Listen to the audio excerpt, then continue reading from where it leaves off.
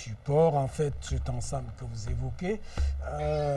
Nous avons encore une dizaine de minutes, Président Bandakani. Il va falloir qu'on se résume, mais c'est vrai qu'il y a beaucoup de choses qui ont été dites au cours de cette émission. Je voudrais saluer le rappel de Sibo. C'est la colonisation médiatique. C'est même la recolonisation médiatique. J'ai longtemps insisté souvent sur nos interventions ici, sur la symétrie de nos rapports en termes de communication avec l'Hexagone, avec l'Occident. Il n'est pas normal que les gens arrosent notre pays, nos territoires, de leur saleté qui vient de chez eux, et en retour, nous on n'aimait rien là-bas chez eux. Il n'est pas normal qu'en termes de distribution, de câblage, une entreprise comme Canal Plus, règne dans notre pays. C'est très grave. Et pendant qu'il règne, il tue l'émergence d'un secteur national dans le domaine. Tout à fait. Il tue ça, exprès. Il tue. Parce que nos câbleurs locaux, qui auraient pu être une rampe de lancement d'une véritable industrie en matière de distribution de câbles, de câblage, on les tue. Parce qu'ils sont laissés, Bolloré, quand ils veulent les éteindre, ils leur mandent seulement le frais. Ils baissent souvent le frais exprès. Et les câbleurs commencent à fermer. Après, ils remontent. Ils remontent le prix. Donc, je salue que Simo ait soulevé ça. Moi, je ne veux plus conclure avec le point. Je voudrais soulever deux choses importantes pour l'Afrique. Avec votre permission, M. Berretoundi. Oui. Alors, nous parlons. Pendant 10 ans ici, nous avons démontré qu'il n'y a pas de démocratie dans aucun pays européen, en Occident. Il n'y a pas.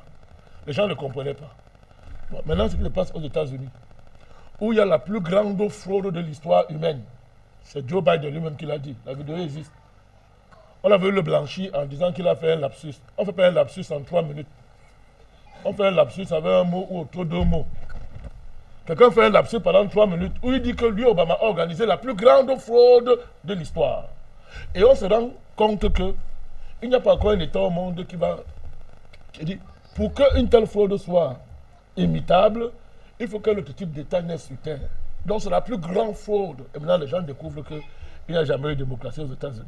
Parce que le jour où il y a eu une vraie élection, pour la première fois, on voit ce qui est en train de se passer. Mais maintenant, les Français aussi découvrent que leur pays était une dictature. Et pour nous amuser, ils mettent dictature sanitaire. Ça fait rire. Comment ils ont pu croire que la France pouvait être une démocratie en allant détruire d'autres pays? Aujourd'hui, la France, mais c'est grave ce qui se passe en France. Et les Africains doivent regarder ça sérieusement. C'est grave. Le tout dit. C'est-à-dire que Jupiter est en train de faire rage en France. C'est-à-dire que la France, les Français pleurent. Les Français se demandent à quelle scène ils vont se vouer. Les gens se suicident. C'est-à-dire, un virus, Macron a créé, c'est-à-dire, il a transformé un virus. C'est-à-dire que la preuve, même Didier Raoult, le plus grand infectiologue du monde, on veut le faire taire, on le fait passer devant un conseil d'ordre de vaurien. C'est-à-dire qu'eux qui nous ont longtemps dit que c'est la science qui connaît la vérité, Didier Raoult, on le menace, on dit tais-toi. Tous les grands scientifiques français, les vrais, démontrent que cette affaire-là, c'est une forfaiture.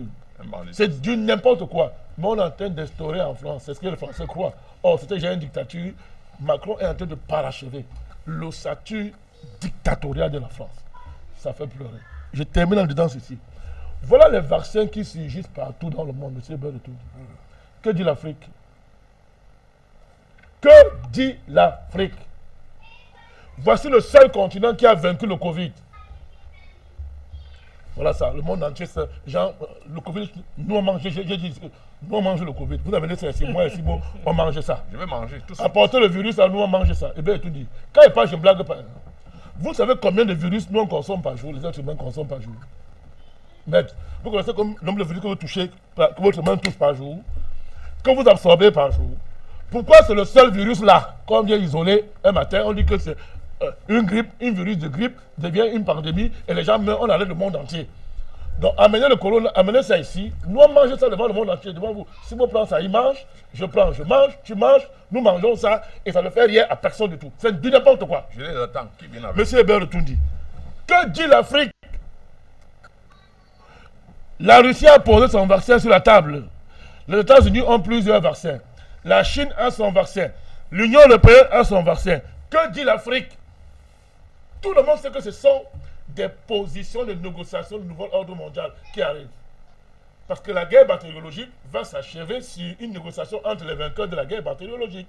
Et les vainqueurs, c'est qui? Ce sont ceux qui mettent en avant le vaccin, entre guillemets. Que dit l'Afrique? On nous regarde. Que dit l'Afrique? Pourtant, nous avons vaincu le Covid. C'était l'occasion en or pour les dirigeants africains et l'Union africaine de dire, nous voici, dans votre agitation-là, notre continent a vaincu le Covid. Et voici ce que nous disons. Voici les conditions qui ont permis à l'Afrique de vaincre le Covid. Et désormais, nous mettons ça sur la table de négociation mondiale pour dire que désormais, vous n'allez pas négocier sans nous. Au contraire, c'est nous qui avons le mot à dire. Parce que nous, on a vaincu une maladie qui vous terrasse tous. Mais on ne dit rien. Et on vient de nous vacciner. Oh, tout le monde sait que les vaccins là, en particulier le vaccin européen et américain, si Biden est élu, c'est la puce. C'est la puce. Il faut le dire. Le vaccin européen, c'est la puce. Ce qu'on appelle vaccin, c'est l'autre nom de la puce. Et alors, ça veut donc dire quoi désormais? On est en train de préparer le terrain que si l'Afrique veut commercer avec l'Europe ou avec les États-Unis, si Biden passe, mais nous, on est debout pour dire à Dieu qui est vivant, de faire honte à ces gens. Celui qui a été élu par communiqué de presse de CNN. Nous sommes en train de prier. Nous veillons pour dire que Dieu, on t'appelle au secours. Si ces gens-là passent, ça veut dire que pour commercer avec ces gens, il faudra présenter la carte de vaccination numérique. Tu es bien tout dit. Mais qui va-t-on vacciner en Afrique? Qui est malade en Afrique? Qui est malade? On va vacciner qui? Donc il faut qu'on se prépare. C'est l'occasion de rompre les liens de servitude qui nous ont longtemps liés à l'Occident. Le Covid est une opportunité extraordinaire pour faire ce qu'on n'a pas été capable de faire pendant 50, 100, 500, 1000 ans. Le Covid nous donne l'occasion extraordinaire de le faire. Il faudra apprendre à vivre désormais en comptant sur nous-mêmes, sans le franc CFA, sans la couverture du FMI, sans cette dépendance honteuse à l'égard de l'Occident. Monsieur Bertoundi, il faut apprendre à vivre avec ça. Et nous avons tout en Afrique pour le faire. Tout en Afrique pour le faire. Tout montre qu'on a la mesure d'opérer cette rupture sans aucune conséquence. Mais est-ce que l'élite africaine a pensé le Covid? L'élite africaine, toute tendance confondue, a-t-elle pensé le Covid? Il faut répondre. Si j'avais pensé le Covid, je ne serais pas en train de parler ici. Mais c'est ça. Vous n'entendez rien depuis. L'Union africaine dit quoi? Oui. Ces gens-là, ils disent quoi? Rien. Le silence total. Quelle institution africaine est en train de parler? Alors, ne parlez pas de l'Afrique du Sud. C'est n'importe quoi. L'Afrique du Sud, c'est juste un sous-traitant du vaccin américain, la machin. Tout le monde connaît cette affaire. Donc, l'Afrique a fait des vaccins. Et c'est une bonne chose. Mais il faut valoriser le génie qui a permis de vaincre le Covid sans aucun traitement étranger. Monsieur Bertoundi. C'est là qu'il s'agit. Comment est-ce qu'on l'a fait? Le plus grand miracle du 21e siècle commençant là maintenant, c'est la victoire de l'Afrique sur le Covid, monsieur Maître Moumou. Oui. Mais c'est pas ça. Oui. Mais comment est-ce qu'on valorise ça? Sur le plan géopolitique, pour s'asseoir à la table de négociation, alors que le monde est en train de sortir de cette guerre bactériologique qui a été inventée de toutes pièces pour renégocier le nouvel ordre mondial et nous l'imposer. Nous lançons le cri. Les Africains nous l'écoutent. Mais pour terminer, il n'y a personne à vacciner en Afrique. Le seul vaccin qu'on va accepter ici, c'est un vaccin fabriqué par les Africains, pour les Africains et avec les Africains. Aucun vaccin étranger qui vient d'ailleurs ne doit être imposé à un Africain. C'est la puce. Et nous ne sommes pas malades.